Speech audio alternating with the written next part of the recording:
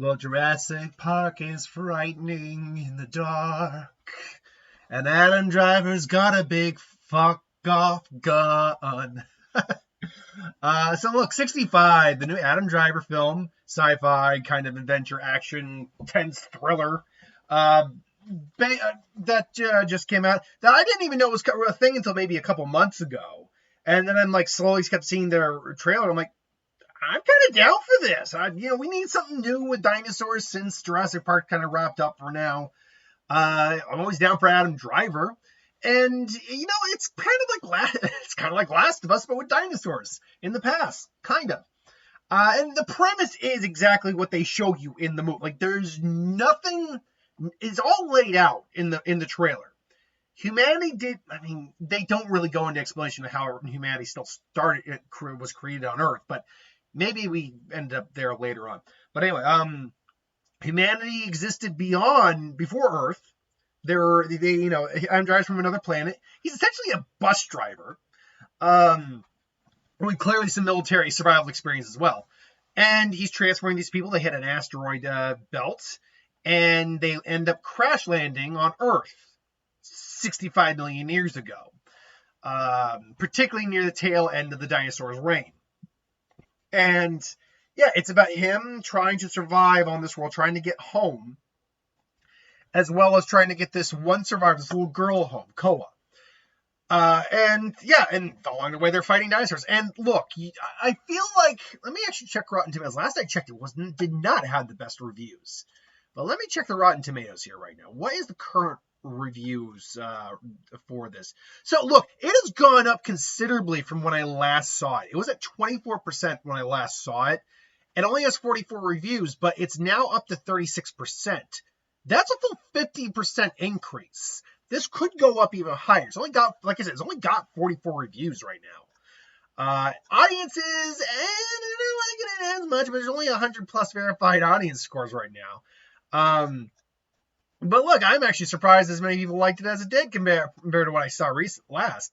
Like I said, 24%, and I saw it go up to 29. Now we're at 36. So hey, look, I've seen films do a lot worse critically and do a lot better financially. But yeah, look, just know what you're going into. What the movie sells you on is exactly what it is. It is exactly what it is. It is Adam Driver and this little girl trying to survive prehistoric Earth and trying to get back to their planet before. You got the impression from the trailer when you saw the meteors fly. They actually show up basically near the extinction event of the dinosaurs, and trying to get home, basically. And if you go into it with that mentality, I think you're actually just going to have, knowing is that's what it is. You'll be surprised how good of a movie it is. It is not perfect of a movie. I'll get to that later, but let's talk about the good things. Adam Driver is standout. Like, it's amazing what one guy can do either on his own or just one other person to act off of. Because except for maybe the first 2 minutes of the film where we meet his family briefly, this film is literally just him and the girl. There are 4 credited actors and one uncredited actor as the ship's voice. That's it. And a couple stunt performers who were playing dead bodies. But that is it. That is it. This movie is these two. It's basically, again, it's Last of Us, but with dinosaurs, kind of. And Adam Driver sells him, and they do give him an arc. He's doing some heavy lifting with the acting as best he can, given what we have. And what we have is not bad. It's not a bad premise. They rush into the dinosaur stuff pretty quick. Like we spent like 2 minutes or 2 or 3 minutes on his homeworld, like 2 minutes in space, and then the rest is we're on the planet. That's it. So they don't waste any time getting you to the plot of the movie, and I appreciate that. There are some things that are sacrificed because of that, I think, but maybe a little bit more in-depth nature. But no, they give you all you really need to know about him and his family, why he's doing what he's doing, and then we learn more about what happened while he was gone, because he was going to be gone for 2 years. We learn more about what was happening while he was gone through clever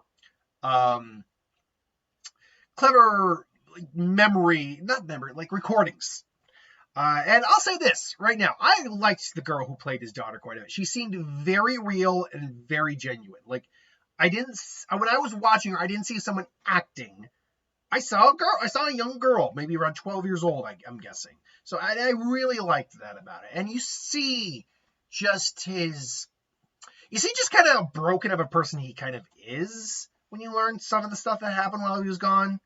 And the fact that he's just pushing himself to keep going is impressive enough, and to get this girl somewhere safe. And he takes a hell of a beating in this damn movie. Oh man, Adam Driver gets the shit kicked out of him a lot in this movie, and yeah, he just keeps going. He's using the dark side of the Force to keep going. The whole Kylo Ren stuff. I will say this also, and I will talk more about this when I talk more about the stuff I didn't love. I thought the acting from the girl playing Koa, who's the girl he's with, was good, particularly from a girl who's supposed to basically not understand his language. She's from a different part of his planet. And yeah, I did like the acting, particularly because she's silent a lot of time, or she's just speaking her language, or is like repeating the words he's said to her, and her trying to grasp what he's saying without understanding what he's saying. There is a scene where he admits he lied to her about something, and she just goes and continues to do the thing he was initially doing, and he just goes, and you don't understand the word I'm saying. So it's like, and so when the reveal of what he lied about actually comes to light, it's interesting because like he did lie, but then he fessed up to the lie, and then it's like, well, he fessed up, but she didn't understand that he fessed up. So there's some good dichotomy, and there's the acting in that scene is great when the reveal happens. The landscape, actually, the environment looks great. It looks, for a movie made only $45 million, this film looks really good. Looks really good. From like just from mostly an environment standpoint. The effects work on the dinosaurs. Okay, so again, I'll talk more about it when I get to my list of positives, but let's talk about the good effects works on the dinosaurs. When it got to say the T-Rex, or the T-Rexes, the scene in the cave with the raptor that attacks him, and the other dinosaur that attacks him in the waterfall, because that is not a T-Rex, as it turns out. That is something else. And I want to say that most of their effects budget went to that. I think they may even have like at one point, it almost looked like they had a real like animatronic. I don't think they did, but they almost looked like it. Like those dinosaur effects looked solid. They looked good. For $45 million, they looked great. Another $20 million probably wouldn't have hurt, but we'll get to that when we get to that. And they play with tension. Terrific in this. There are multiple moments where me and my girlfriend were like jumped. I was like, holy crap. Ah! It's like, son of a bitch. She actually had to leave for like 10 minutes. Went to get candy because she couldn't handle it anymore. Like, I'm like, did I miss anything? Like, yeah, actually you did. It was probably good that you did. Because if that was the problem, money, it wouldn't have helped you if you kept sitting through it. No, the jump scares are actually fairly effective in this movie. And the tension, like, I'm watching scenes that Adam Driver's in, like, okay, I know he makes it out of this scene because I see him in later scenes in the trailer, but how the hell does he get out of this scene? I'm like legitimately trying to figure shit out in this scene. Like, what? How? Why? How? Yeah, and like I said, they make you go like, ooh, it's like, ooh. There's a scene where the girl witnesses another dinosaur die. She is freaked the F out. Which, by the by, there are no, except for one dead corpse they find, there is no plant-eating dinosaurs anywhere near them in this vicinity. Did all the carnivores just eat the plant eaters? I don't know. So yeah, overall, I think the movie is a lot of fun. I heard someone say it plays off kind of like a video game, and honestly, that's not a really bad comparison. It kind of does, but in a way that works. You're just trudging through this open world. You're fighting off dinosaurs. Your health meter, all that, and yeah, it kind of feels like a video game, but it's not based on anything. It kind of feels like that, but in a good way. Now, with all that being said, this film, like I said, is not perfect. While the environment looks good and some of the dinosaur effects looks good, the space effects The space itself looks fine, particularly like when we enter, we like are like looking at like the universe and going into a galaxy, a nebula, and then other galaxy, solar system, all that. That all looks great. When you see the meteors in space, though, the meteorites, or asteroids in space, oh, they look. I'm like, that would look great 10 years ago, but now it's like, ooh, that looks potatoey. Yummy. Can I throw it in the sun and get myself a baked asteroid? So yeah, it didn't look the greatest. The dinosaurs that didn't look fantastic still looked good. But unlike, would say, the big F-off dinosaur, which I can't find the name of that one right now. I'm not even sure if that was a legitimate dinosaur. It was even bigger than the T-Rex. I think that might have just been just one they made. Because it was basically designed kind of like a Komodo dragon with a T-Rex head, basically. A big F-off one, to say the least. But some of them, like the dinosaurs that end up attacking, like the small dinosaurs that end up attacking her, the pterodactyls, even the T-Rexes, they look good for 10 years ago. Now the CGI is a little bit more apparent. It's solid CGI, but it's something, like I said, I would have expected maybe 2010, early 2010s. Maybe even late 2000, like single 2000s, like 2008 or 9. It would have been great for back then. Just good by today's standards. But again, the main big boss dinosaur, the raptor in the cave, even like the really small raptor that ends up attacking him and her at one point, those look really good. Those look solid. So it's a bit of a mixed bag, honestly. I will also say this. Like I said, the actor, Ariana Greenblatt, nothing against the actress. I thought I thought the acting she was doing was good. The direction of the character, I don't know what it is about the trope at the moment. Because I had the same issue with the Quiet Place movies, and I love those movies. Love them. But the daughter character in those movies, I get being an angsty teen, but read the fucking world around you. You are deaf in a world where there are creatures that if you make the wrong sound that you can't hear you're making, you are dead in a heartbeat. And you're just going to run off and just, like that scene in I'm using Quiet Place example because the perfect comparison is where she just cuts the wire for the toy she gave her brother that accidentally got him killed. Part of me just wondering, I want to see a blooper where she accidentally cuts the wrong wire and instead of the lights and nothing happens and she it's still making noise, so she lies dead and then he comes and kills her. I'm like, that may seem dark and harsh, but I'm like, that's kind of the world you live in. I don't want to sound like you're incapable of doing stuff in this world, because we clearly see she's capable. She's just being a dumb teen and not realizing her limitations. In the second one, she goes off to find the place that's making the noise, and she takes their only firearm with her. And she nearly gets killed multiple times. And at the end, it's like, oh no, she was right, so it makes it all right. No, it doesn't. You can't keep thinking what you're doing is the proper thing to do when it's being detrimental to everyone else around you. You're worrying your mother half to death. You're putting yourself at major risk. So it's just without really understanding. She didn't even know how to fire the damn gun. Now I'm working on a Quiet Place, despite the fact I love those movies, but it's something that bothers me.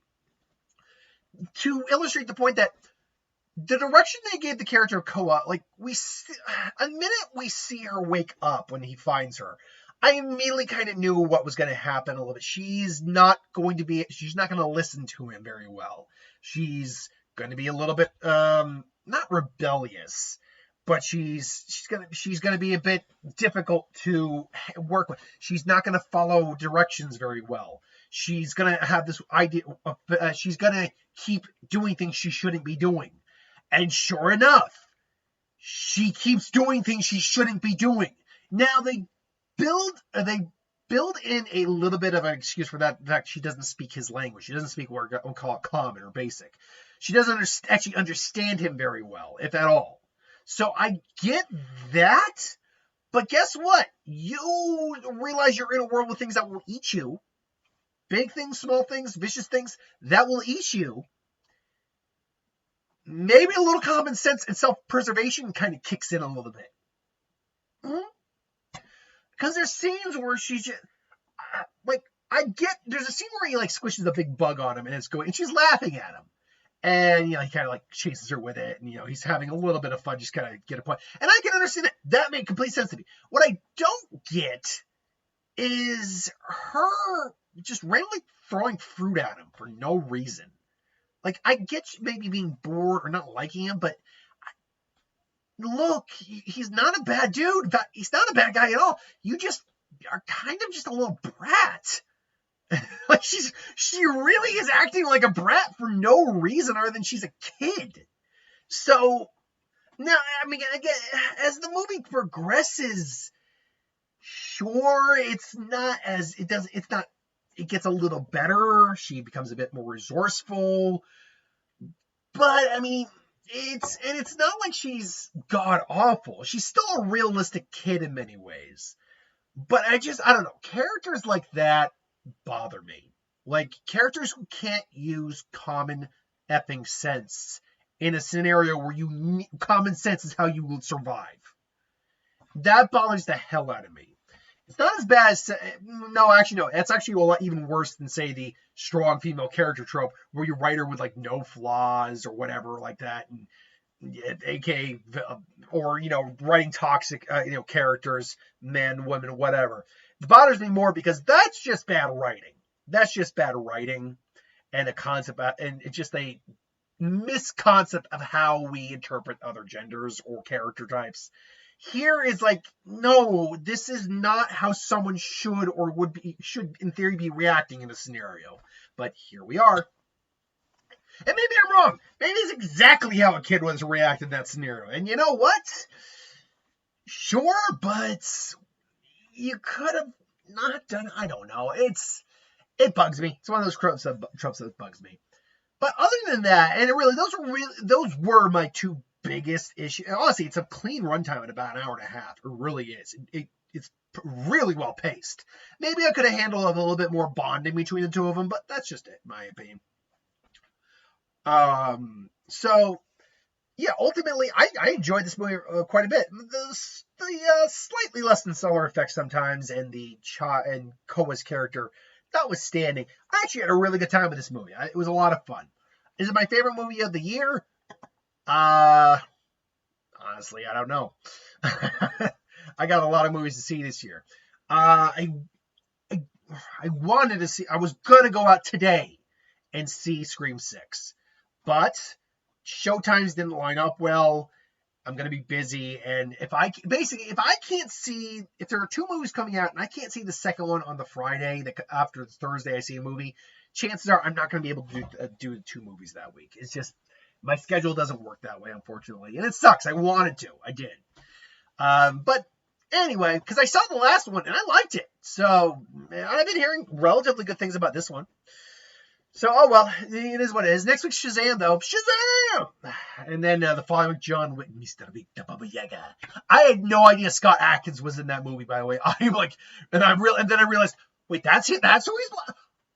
I'm already a John Wick fan, but I love Scott Adkins too. So you give me Scott Adkins in a John Wick movie, and I saw him doing interviews like, "Oh, you want me to do a John Wick movie?" I'm like, "Yes." God, yes. So anyway, I digress. And then Dungeons & Dragons the week after that. Till then, though, thank you for watching. Hope you enjoyed. Like, comment, share, and subscribe. And I'll see you for the next one.